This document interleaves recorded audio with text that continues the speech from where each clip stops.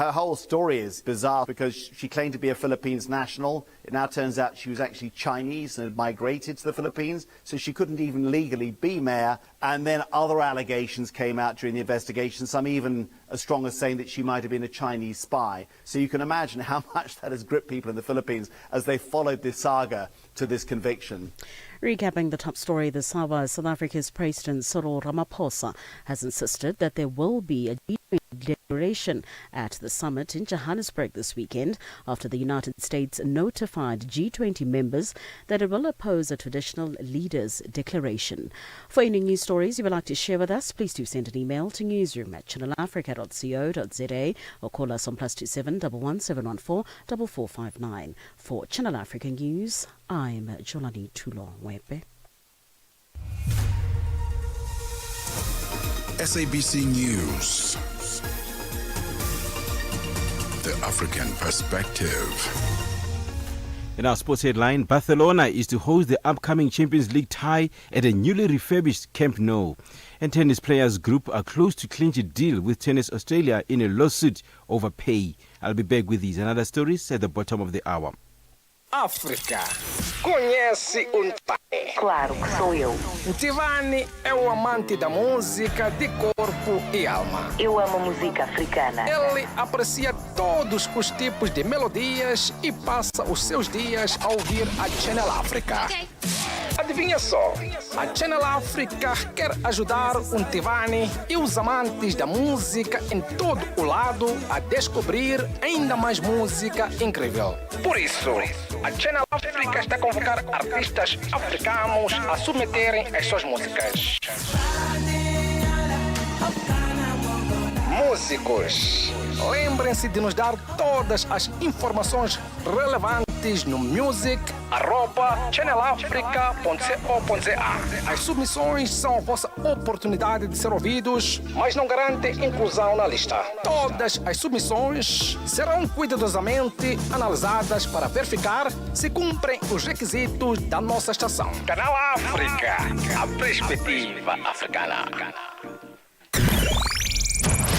Business, trade, and investment opportunities that put the continent first. Africa in Business with Thami Ngubeni.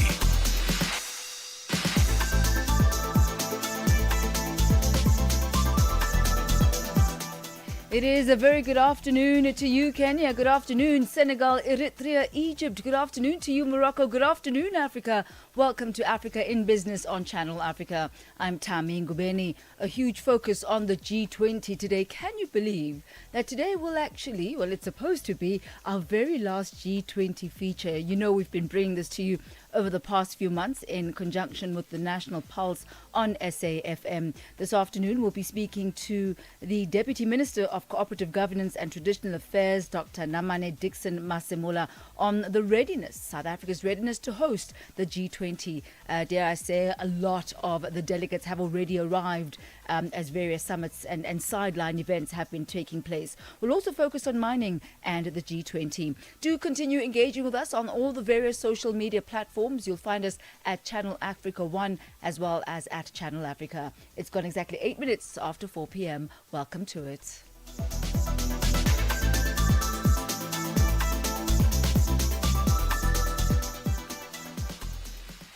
We begin here this afternoon. The recent 18% surge in commodity prices over the past 7 months is set to help mining giant Impala align with its G20 strategic objectives.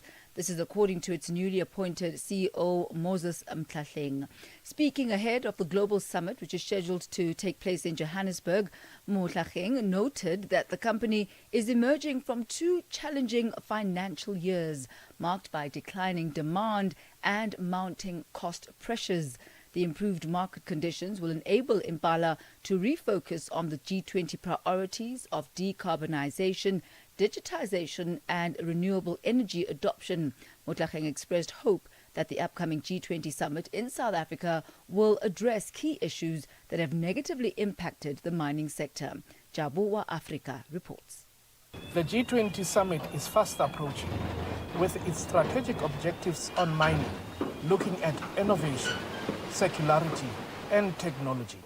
This advancement hinges on commodity prices improving and the resources being made available for future projects. Impala Rustenburg CEO Moses Motlhageng elaborates. Fluctuation in commodity prices remains underlying challenge, mainly because it disturbs or it causes instability on the strategic development plans that the producers of mine industry is intending to roll out or to execute. So when the prices are low, the commodity producers, they will invest less on capital projects, which could eventually affect potential jobs. And I'm quite excited at the moment that the commodity prices are supporting us, meaning that producers in the mine industry will start investing more on life of mine extensions, investing more on green and brownfield projects, and that will potentially lead to job creation and extend life of mines in the future. Motlhageng further alluded to the challenges and opportunity that this sector could take advantage of and the need of policy adjustment. In this instance, I believe that we must invest more on beneficiation. I believe we must also invest more on supply chain optimization. However, as a country, we know the biggest bottlenecks that we've got in our rail network. We are aware that we've got aging infrastructure when coming to electricity supply.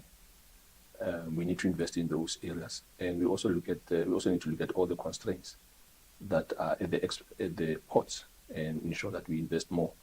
So the removal of these constraints will offer flexibility to invest or to align on any policy changes that may arise, and it will also offer us the opportunity to perhaps even expand or even export in bulk, and be able to align with any strategies that the government may have. Motlhageng says the plans are underway to embrace technology to minimize the loss of lives in mining operation and increase the lifespan of mines. We need to mine without loss of life.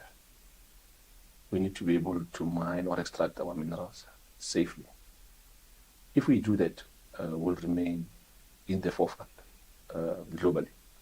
We've learned recently that the use of AI can also assist us quite a lot in terms of, as I said earlier, in terms of removing human error in some of the safety systems, safety processes and systems that we are using.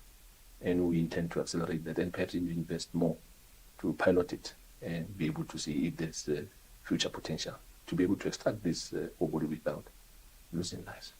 As the G20 commences in South Africa, there is hope that this will usher in the need for developments from policy to pit and to port. I am Jabu Africa in Rustenburg. It is exactly 13 minutes after 4 p.m. Central African time. In just a moment, our weekly feature focusing on the G20. We do this in conjunction with the National Pulse on SAFM. This weekend, South Africa will host the G20 Summit at the Nasrec Expo Center near Soweto. And Channel Africa will be right there to bring you live updates, interviews, and real-time insights from the main venue. And so, our regular lineup will be adjusted just a little bit for this weekend to accommodate the G20. On Saturday, the 22nd of November, the Oasis will broadcast for 2 hours. Out and About takes a break for a full look at the G20. After Africa Chart Toppers, our news and current affairs team will bring you special live broadcasts in 5 different languages directly from Nasrec. And normal programming will resume at 8 p.m. Central African Time. And then on Sunday, the 23rd of November, the Oasis will also broadcast for 2 hours. Tech Africa steps aside for our news and current affairs teams to bring you special live broadcasts in 5 different languages. Then, Planting the Seed resumes from 1 p.m. till 2 p.m. Central African Time. Channel Africa, your window to the continent, connecting you to the world in an African perspective. Connecting Africa to the world. Africa in Business with Thami Ngubeni brings you the latest insights on Africa's economy. It is exactly 14 minutes after 4 p.m. Central African Time. Now, a strong message has emerged from business leaders as well as innovators, emphasizing that Africa remains one of the world's most promising destinations for investment as well as entrepreneurship. This came out during a high-level panel titled Africa is open for business, held on the final day of the B20 South Africa 2025 summit in Johannesburg. Channel Africa's Lebogang Mabange reports. A panel of leading African business voices has reaffirmed confidence in the continent's economic potential, pointing to structural gaps, rising digital innovation, and demographic momentum as key drivers of future growth. The group president and CEO of MTN, Ralph Mupita, said Africa's deficits present major investment opportunities.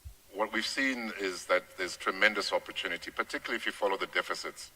There is a big structural deficit in digital infrastructure and digital services, and that deficit creates an opportunity to deploy capital and human resource and ultimately drive returns and have socioeconomic impact. And that's what we've experienced the last 30 years. So, our sense is Africa is our home. We've got to find a way to make it work. It is open for business. Mupita added that despite industry challenges, the continent's long-term outlook remains strong, especially with its growing youth population. For sure, there are challenges, as you can imagine, in any industry or geography. But we think that the opportunities and the kind of growth momentum that Africa has far outweighs the challenges. Of course, we can talk about the challenges. The youth dividend that we're seeing on the continent gives us also a sense that the next 20 to 30 years has got significant growth, particularly around the digital economy. From Madagascar, Axian Group CEO Hassanine Hiriji said Africa is positioned at the intersection of multiple revolutions shaping global economies. We have so many things to do on the continent. We are just at the intersection of so many revolutions happening in Africa. Digital revolution, financial revolution, energy revolution. Let's just look what Ralph just said. In digital, we're not only talking about penetration of smartphone, increase of data, increase of smartphone. We're seeing arrival of AI, arrival of all these models that we're all building together. In energy sector, those new technologies so disruptive, bringing energy to the last mile people. Closing the discussion, Sand Technologies founder and CEO Fred Swaneker said Africa's development gaps are precisely what make it fertile ground for entrepreneurship. Entrepreneurs at the end of the day, they're driven by solving problems. And in that case, Africa is blessed with problems. Right? We have, whether it's lack of energy, lack of finance, infrastructure, education, healthcare. You don't have to be a genius to find an idea in Africa, right? So I would say that Africa is actually an entrepreneur's paradise, right? There's so many things that you can start. Where the challenges exist is in two places. One is in access to markets, because individually our markets are small, our economies are small. So if you're to succeed, you have to think beyond your country. The panel concluded that Africa's next phase of growth will depend on deeper cooperation, cross-border market integration, and leveraging technology to unlock new value. Reporting for Channel Africa, I am Lebogang Mabange in Johannesburg, South Africa.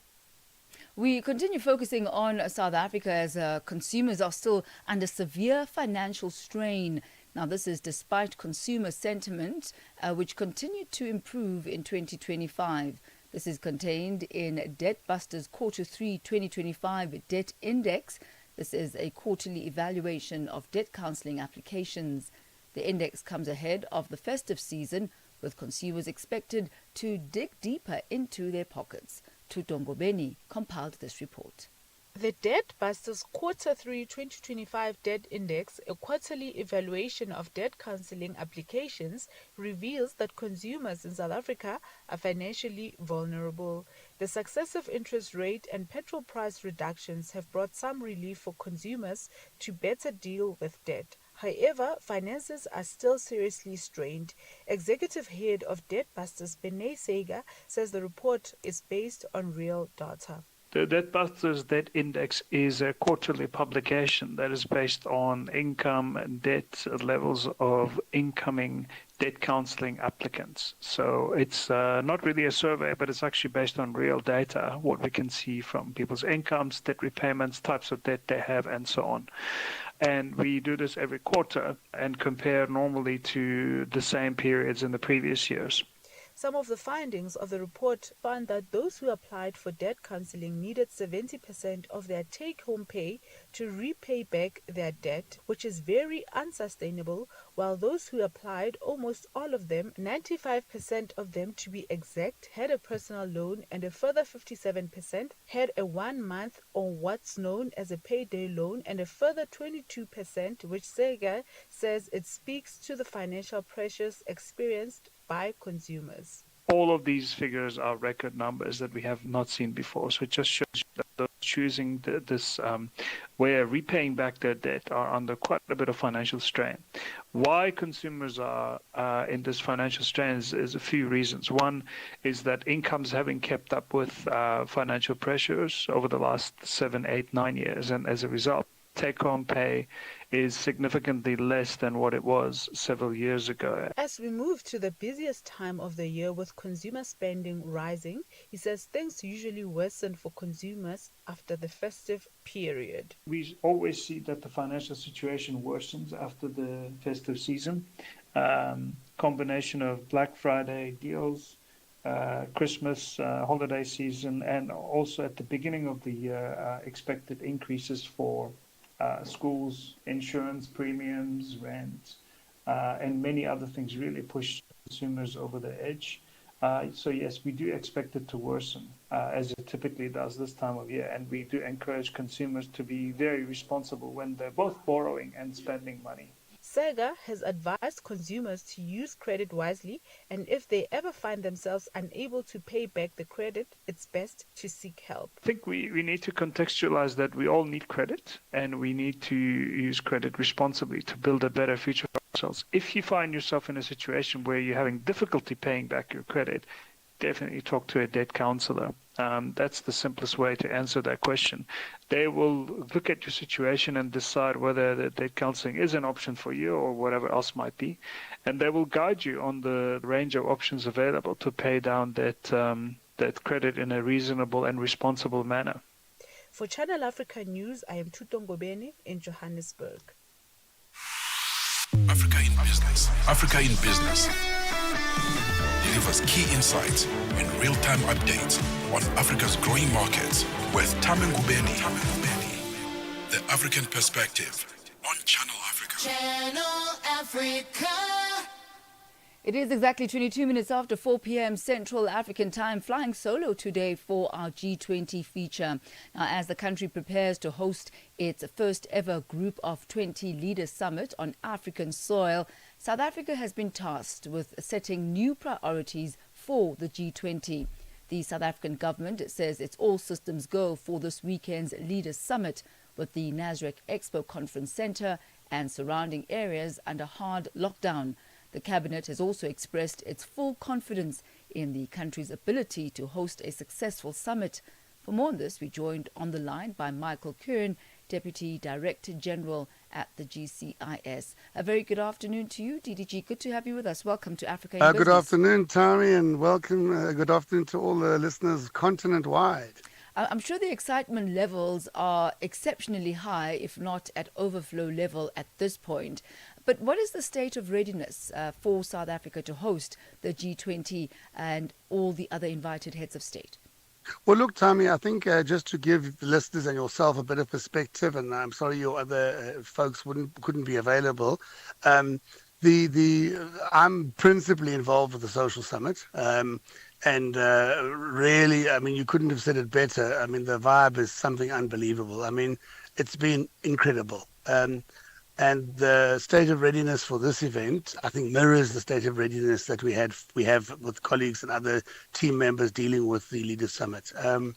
It's all hands on deck. It's all logistics on track. It's all security machinery from our national joint structures ready and prepared for any contingency. I mean, you heard Minister Creasy yesterday letting everybody know that all is well with our flight and other airport logistics. So Thami, I think for the weekend, I'm more than confident as a government senior member of government and the team that our leadership under the president and under our ministers are really, really holding a tight rein on things.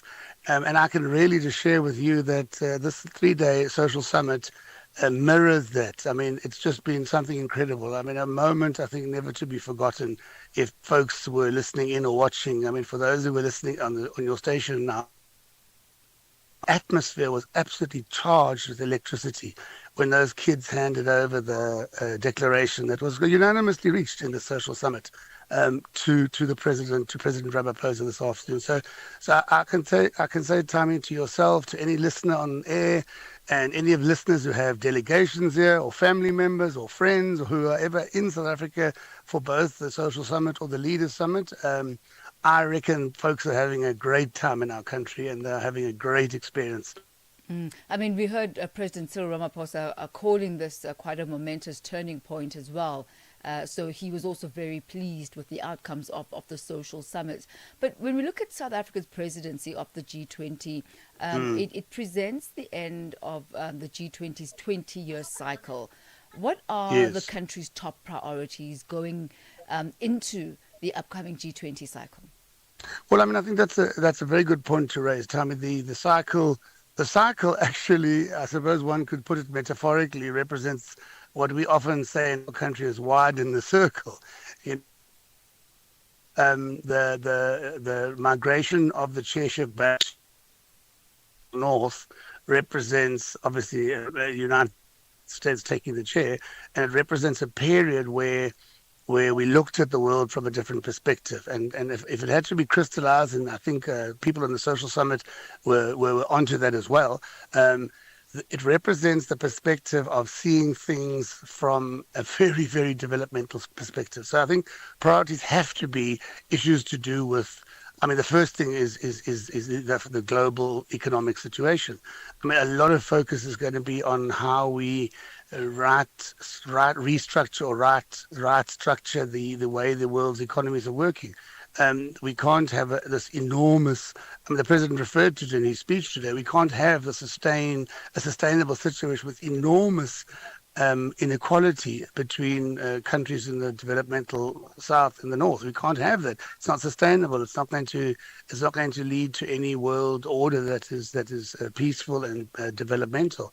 So I think that the first priority is getting skills into the developmental south, getting resources there, looking at new ways of managing debt so that debt doesn't cripple our kids for generations to come. I mean, I've just walked out of the UNICEF thing, Thami, where the UNICEF were launching their report on the state of the child. And Brazilian human rights minister who was here was saying, I mean, you can't have a situation where our children are only paying the interest on debt in 40 years' time, as opposed to actually being able to develop their own lives and their own economy. So that's one. Secondly, this whole issue of the digital divide. I mean, by not having access to free and accessible digital structures, digital economy structures, you are depriving a child of access to information and learning. So that's a very, very, very critical focal priority around the issues of narrowing a digital economy, narrowing a digital divide, not only in terms of finances and infrastructure and skills, the hard things, but also in terms of protecting people online. I mean, there's a lot of conversation at the social summit here about how do we make sure as a public sector, and of course that was thrown into the thinking leadership of government, that we must be ready for really intensifying our fight against online violence, online bullying, online gender violation, etc. And I mean, obviously, Thami, and I mean, there's many areas, but just a few of the key ones. I mean, The third area is about inclusion. I mean, our national theme is we leave no South African behind. Our 5-year term of government in our national communications strategic framework has this beautiful slogan of leaving no one behind, leave no one behind. And I think a very big priority is to really help the developmental north understand that social justice and human rights and doing the right thing justice-wise means you leave no one behind, whatever community that is. And I wonder, Michael, now that you've touched on that, Donald Trump has been very vocal about his lack of support for the South African presidency, going as so far as not even approving and being aligned with what the theme of this particular summit is, and then talking about the adoption of these declarations. What do you make of this, especially because you're wanting to speak as one voice, as the group of 20? Yeah.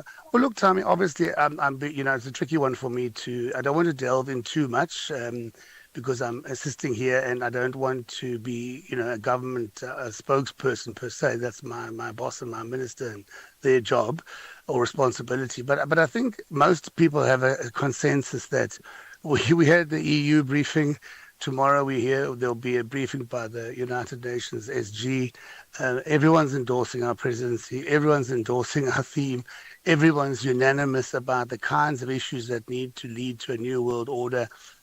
So it's very unfortunate that a country that built a lot of these multilateral institutions after the Second World War was a giant player in bringing about a democratic and institutions are not great, they're not functioning well, but they played a part in that. And I mean, we have to accept that it's disappointing. It's very disappointing that they don't have that perspective, that we're one globe. The climate is for all of us. Fossil fuel destruction is not going to only hit us, although we are really being damaged by that in the south. So I think, Thami, the view I would give as a public communicator is that it's disappointing.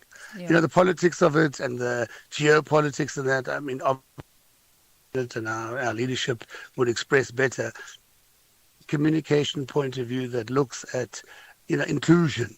It's just very disappointing, Right. and I mean, you ask yourself, what next? What does the President of America want to do? I mean, what do we do? And it's These are also the quite mechanisms we have.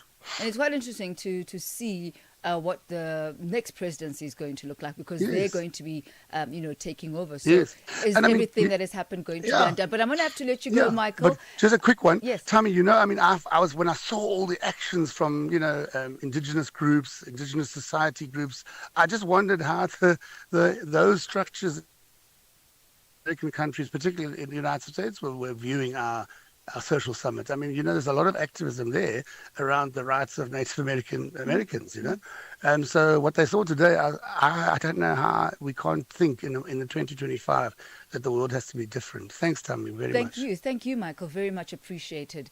That's Michael Curran, Deputy Director General at the Government Communications, that's GCIS. Taking us to exactly 4:32 Central African Time. Let's head over now to the markets desk, where Thabiso Lehoko is standing by with your latest market indicators.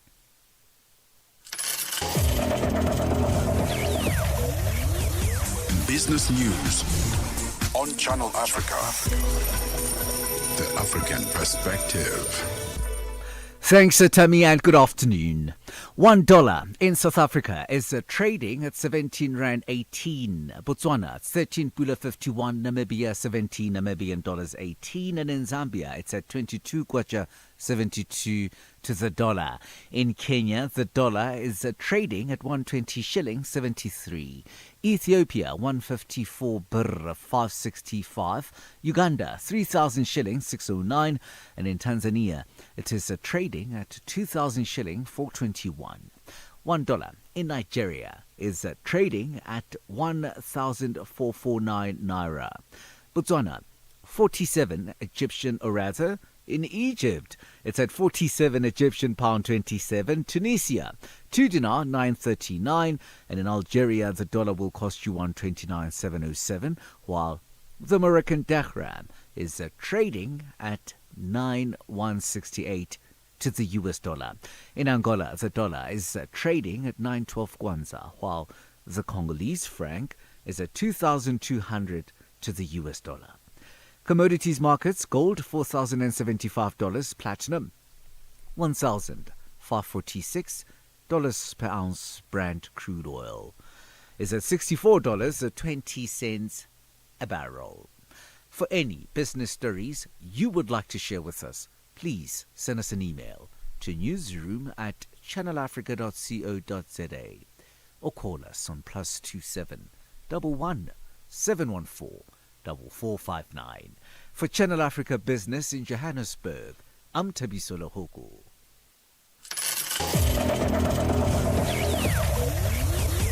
Business news on Channel Africa. The African perspective. And for the latest from the business of sport, here is Fikile Lingwati. Sports on Channel Africa. The African Perspective. Good afternoon, Thami. We begin with football news. La Liga Giants says UEFA has given Barcelona a go-ahead to play Champions League matches at their partially rebuilt Camp Nou stadium.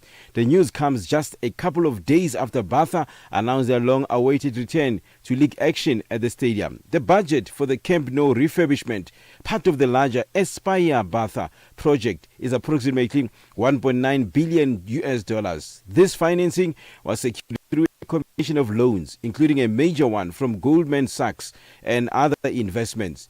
The project has modernized the stadium, increased its capacity to over 105,000 people, and add a new roof. Still with football news in our business, Newcastle United's deadline day gamble on Yoane Wissa is turning into a prolonged headache for Eddie Howe, with a $72 million forward yet to make his debut more than 2.5 months after arriving from Brentford. 29-year-old DR Congo international completed his move on the 1st of September, a deal rushed through in the final moments of the window to replace Alexander Isak, who joined Liverpool for a British record $164 million. But just days later, while on international duty, Wissa suffered a posterior cruciate ligament knee injury against Senegal. The president of Athletics South Africa, ASA, James Moloi, has acknowledged that he lost the receipts of the money he spent using the organization's official credit card. After misplacing the purchase proofs, Moloi agreed to reimburse nearly $1,453 for purchases he was unable to account for. Moloi's disclosure follows a damning report by South African Sports Confederation and Olympic Committee, SASCOC, which has been probing the allegations of financial mismanagement within ASA. During a recent parliamentary briefing, SASCOC President Barry Hendricks confirmed that Moloi, ASA acting CEO Terence Magogodela, and the organization's financial manager were all implicated in the forensic investigation. A global players advocacy group co-founded by Novak Djokovic said it was close to settling with Tennis Australia in its case, accusing some governing bodies of being a cartel that underpays and imposes an unsustainable schedule. The Professional Tennis Players Association filed a class action lawsuit in March, saying the ATP, WTA, International Tennis Federation, and International Tennis Integrity Agency has indulged in anti-competitive events, including the Australian Open, were added in the case. While the world elite tennis players can earn fortunes, with Jannik Sinner, for example, taking $5 million for Sunday's ATP Finals win, those further down the rankings often struggle to balance meager income with the cost of coaching, travel, and accommodation. For any sports stories you'd like to share with us, please do send an email to newsroom@channelafrica.co.za or call us on +2711 714 4459. This is Channel Africa Sport with me, Fikile Lungwati. Sports on Channel Africa. The African Perspective. Your life, your rhythm, your Africa. Channel Africa. Find it for free on Google Play and the Apple App Store. Global leaders, African insights. Follow the G20 summit with Channel Africa as it happens. It is exactly 38 minutes after 4 p.m. Central African time. Thank you to Thabiso Lehoko and Figile Lengwati. We continue our focus on the G20, and South Africa's G20 presidency is termed Africa's G20. As the 2025 G20 chair, South Africa is set to be well positioned to champion the priorities of emerging markets and also to elevate Africa's development agenda within the G20 framework. In the discussions ahead of this weekend's G20 Leaders Summit, the president of the Pan-African Parliament, Chief Fortune Charumbira, has called on parliamentarians across the continent not to be bystanders in tackling the pressing global challenges, and also called on the continent to be united in order to advance a coordinated platform for continental engagement at the G20 summit. For more on this, we're joined on the line by the president of the Pan-African Parliament, Chief Fortune Charumbira. A very good afternoon to you, Mr. President. Thank you so much for joining us this afternoon. Welcome. Thank you very much. Thank you for having me. Now, this is, quite important, and South Africa has said this, Africa has also said this, but I want to ask you, why should we view South Africa's G20 presidency as an Africa presidency? Thank you very much. First of all, it is the first time that the G20 summit is taking place on the African continent itself. Location being South Africa. So, and the African Union, which is the union for all the 55 countries on the continent, is also participating, is now a member on invitation by the G20 group. And what is it that makes this, said, and what is it, Mr. President, that makes this G20 different from previous ones in terms of the continent's influence? You also just mentioned the fact that the AU, by invitation, is now a member. Talk to us about this African agenda and the African muscle behind this G20. Look, the first difference is that the G20 group of the 19 countries in the European Union have recognized the fact that although we do not have Africa within the category, the usual category of G20 by definition, which is those countries that are basically dominating economies in the world, 80%, the few 20 that dominate the 80% of the GDP of the world. This time we are saying Africa is also an important factor within the global economic architecture. You can't leave out Africa. Africa is now the continent of the future. It's a recognition that this is the continent of the future. You can no longer regard Africa as a backward continent which doesn't matter. And the fact that Africa enjoys the largest population of the youth for the future. And those youth from Africa will also influence the economic dynamics across the world.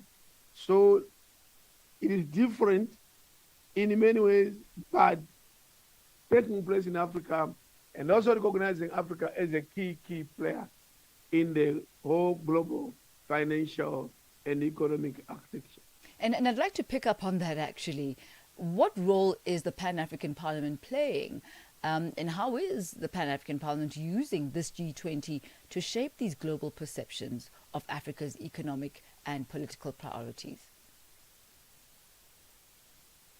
We have been very active as PAP, in fact, in preparation for the G20. We have held several meetings, workshops, but more so, we brought all the speakers on the African continent to appreciate this whole important event of G20 and also ask the parliaments on the continent to bring on the agenda what issues should be brought to the attention of the G20 gathering. So we came up with our recommendations here in Midland with the speakers of the continent. We then moved again to engage the Parliament of South Africa, our lead parliament in terms of G20. We held 2-day symposium, again to extract those key topics or issues that we need to submit to the gathering. Can you take us through some of those? We then moved to Cape Town, with the G20 parliaments, and again, to share on what are the key inputs into this important meeting. And the critical issues, as you want to know, was the issue of the youth. That as we plan economic growth, if we don't do it by leaving out the youth, we are preparing a future that may not be stable. because of the youth voucher. And apart from that, we looked at what is it that it drives the economies of Africa.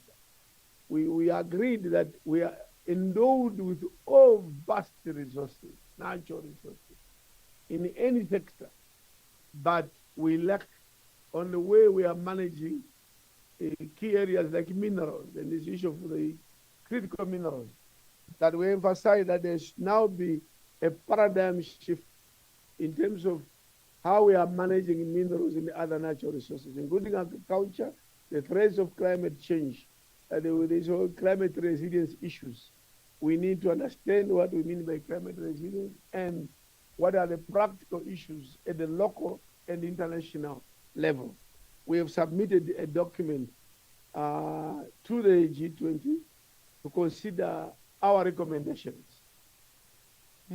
So the document, as you highlight, has been submitted. Do you have a roadmap as PAP on how the aforementioned issues are going to be achieved? Are the recommendations as well on how to move from rhetoric, how to move from recommendations to actual tangible results and lived experiences on the ground? Thank you. And that question is the most critical question, walking the talk, so that we just don't gather and talk and then nothing happens. At African Parliament, we said we'll also take advantage of the coming summit, forthcoming summit in Angola in Rwanda on the 24th and 25th of November, the summit between Africa and the European Union. This is a very, very important summit because it is looking at the EU-Africa strategy. What is the strategy going forward after being in a partnership for 25 years? That is, Africa and Europe have had an agreed partnership since 2000 that they work together to promote economic growth and other aspects of development. 25 years after we are reviewing, and what we've done ourselves now as PAP is to meet the EU Parliament. So last week, on the 14th and 15th, we had members of Parliament from the EU Parliament in Midland at PAP, 2-day session of debate on what the critical issues that we want going forward should dominate the strategy as we move forward. And one of them is youth inclusion, always takes center stage. The issue of women, that women should take center stage. The issue, again, we came back to the European Parliament in issues of critical minerals, that Africa has been shortchanged. We benefit much less than those who don't produce minerals.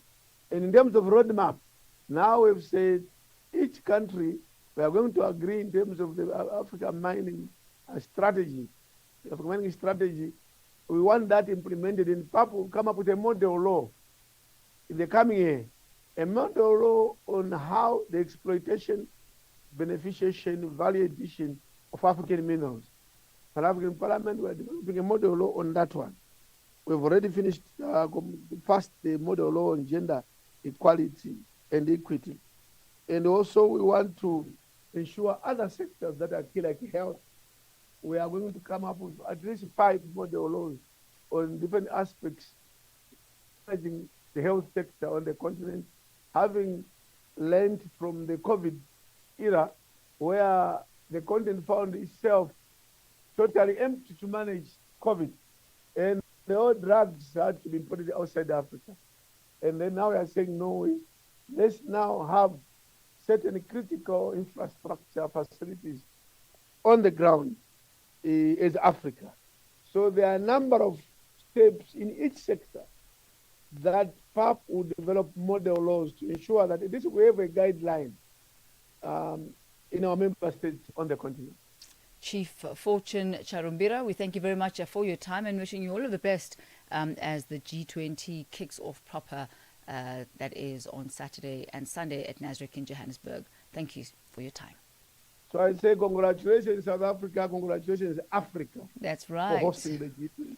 It is indeed an congratulations. African G20. Thank you very much, Chief Fortune Charumbura. He is the president of the Pan-African Parliament, highlighting there some of the really key issues that Africa as a collective has put on the agenda, including health, youth being very central to that, agriculture, climate resilience, and also the Africa mining strategy that he says they're going to be putting together, putting some model laws that are to act as guidelines on how mining on the African continent should move ahead, so that the countries on the African continent are the ones that benefit most from this, which has not been the case. It is now 10 minutes to 5 p.m. Central African time as you ready ourselves to say bonjour to vous d'Afrique et Joël. Bonjour, mademoiselle. Bonjour Thami. Bonjour Thami, bonjour à tous les auditeurs de Channel Africa sur Vue d'Afrique. Tout à l'heure, dans quelques minutes, dans 10 minutes exactement, il sera question du Nigeria. Les forces de sécurité intensifient leurs efforts pour retrouver les 25 écolières enlevées. Et nous parlerons aussi du Burkina Faso qui a lancé le mardi, en tout cas ce mardi, une vaste opération destinée à combattre le trafic et lutter contre le terrorisme. Et en sport, avec Jolino Sungu, il sera question de la publication du classement FIFA, mais aussi du vainqueur de la CAF Awards 2025. Merci de rester connecté. Merci Thami. Merci beaucoup, madame. That's Joelle. She'll be back at the top of the hour as she ushers you into Vue d'Afrique. In just a moment, we look at South Africa's central bank. They've reduced the interest rate by 25 basis points. More on that in just a moment. This weekend, South Africa will host the G20 summit at the Nazareth Expo Center near Soweto.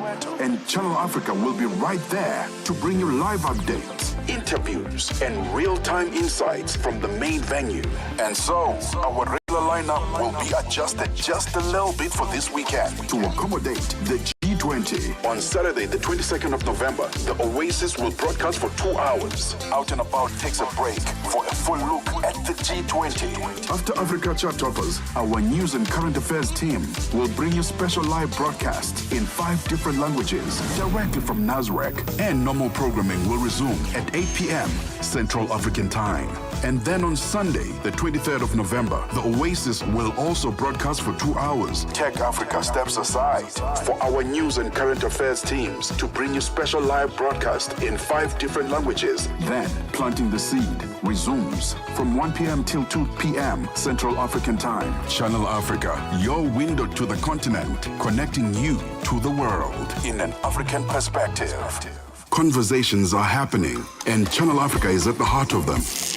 We tell the African story with clarity, pride, and purpose, reaching audiences that matter to your brand. Partner with us and connect your business with listeners across borders in multiple languages and markets.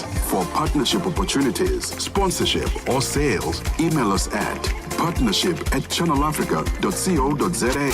Channel Africa, the African perspective. Africa in Business on Channel Africa. It is indeed all systems go for South Africa as the leaders from around the world and even the neighboring countries have come into the country for the very first G20 summit to be held on African soil. No different really for the country's Border Management Authority. They say that they are ready too. Speaking on Wednesday at the BMA's second annual conference and expo in the capital Pretoria, Commissioner Dr. Michael Masiapato said the authority is working closely within the Justice, Crime Prevention and Security cluster to ensure smooth, secure entry for the thousands of delegates expected to arrive. He noted that through the Nudge Joints mechanism, border-related planning is well underway, with systems strengthened to manage the anticipated surge in international visitors ahead of the global gathering. Channel Africa's reporter Michael Mbewe filed this report. The Border Management Authority's second annual conference and expo comes as South Africa applies the final touches to preparations for the highly anticipated G20 summit. With government structures intensifying coordination ahead of the event, the conference highlights the BMA's crucial role in ensuring smooth, secure entry for thousands of expected delegates. It offered a timely platform for Commissioner Dr. Michael Masiapato to outline readiness measures as the country positions itself to host a successful multilateral gathering. Firstly, let's indicate that the Border Management Authority, being one of the structures in the Justice, Crime Prevention and Security Cluster, we are an effective participant in the NAT Joint Mechanism. So in that particular mechanism, we actually deal with issues of border management in that broader preparations for the G20. So from a border management point of view, we have actually prepared to receive a lot of people that will be coming through into the country towards the G20. Masiapato says the PMA has pinpointed 4 key ports of entry that will handle most G20 arrivals. We have actually identified as part of the activity 4 critical areas of entry. The first main one is OR Tambo International Airport, the second one is Lanseria International Airport, and the third one is Waterkloof International Airport. But within OR Tambo, we also have a private area there called Fireblade. So we are also going to be receiving people from there. So all in all, we talk about 4 key areas that have been identified for this particular purpose. Additional resources have also been deployed to deal with various disciplines. So as the BMA, we have actually deployed additional resources in these particular ports. Firstly, to deal with the issues of port health responsibilities, making sure that everybody who comes through to the country are properly analyzed in terms of their status of health, so that they can be able to come through. But secondly, on issues of immigration, make sure that everybody that comes through have the requisite documents to be able to enter the country. Masiapato also shed light on the type of travelers and their documentation, among them diplomats who have visa exemptions. He added that key stakeholders such as DHA and DECO are playing their key roles to ensure seamless flow for G20 summit travelers. One thing that we can indicate is that the majority of the travelers are actually coming from the government enterprises in these particular countries, and most of them are visa-free because they are actually using diplomatic passports. However, there are also business people that will be coming, a lot of journalists from all over the world that will be coming. So we have actually collaborated with the Department of Home Affairs to make sure that they do a seamless process in terms of the visas for those people that require visas.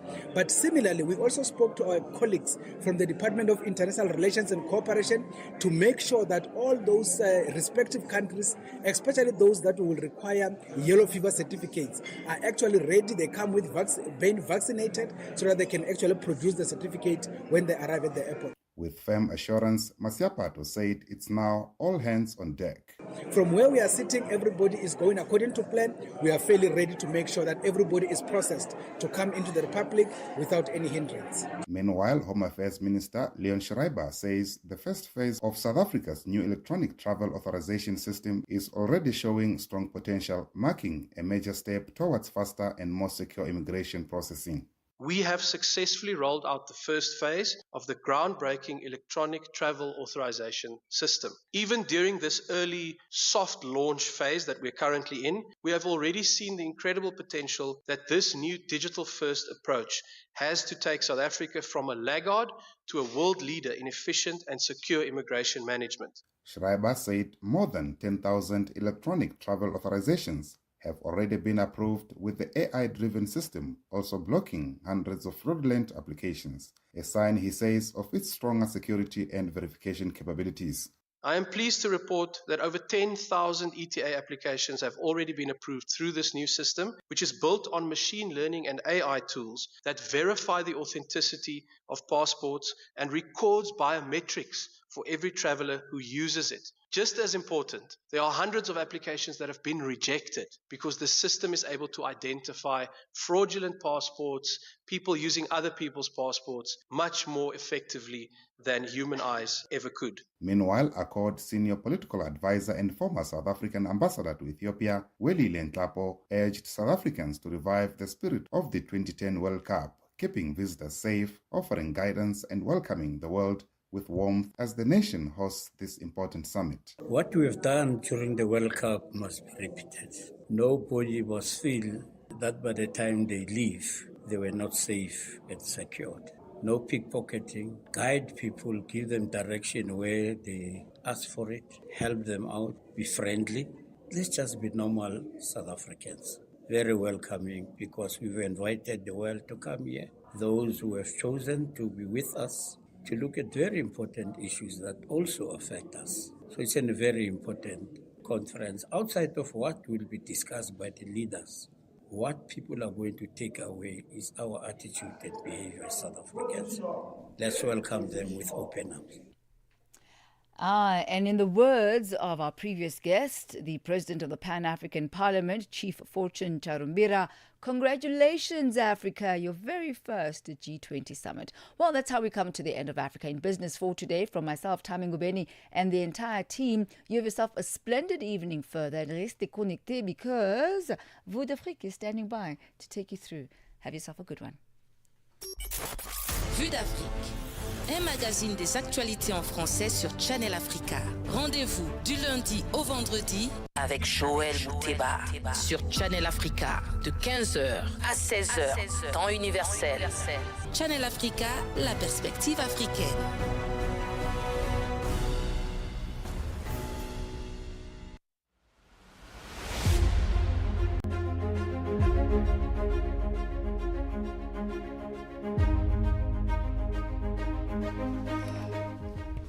Bonjour à tous et merci d'avoir choisi Canal Afrique pour vous informer.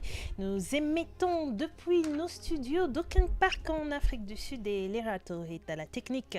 Je suis Joël Mouteba à ce microphone et voici à présent l'essentiel des titres qui font l'actualité du jour.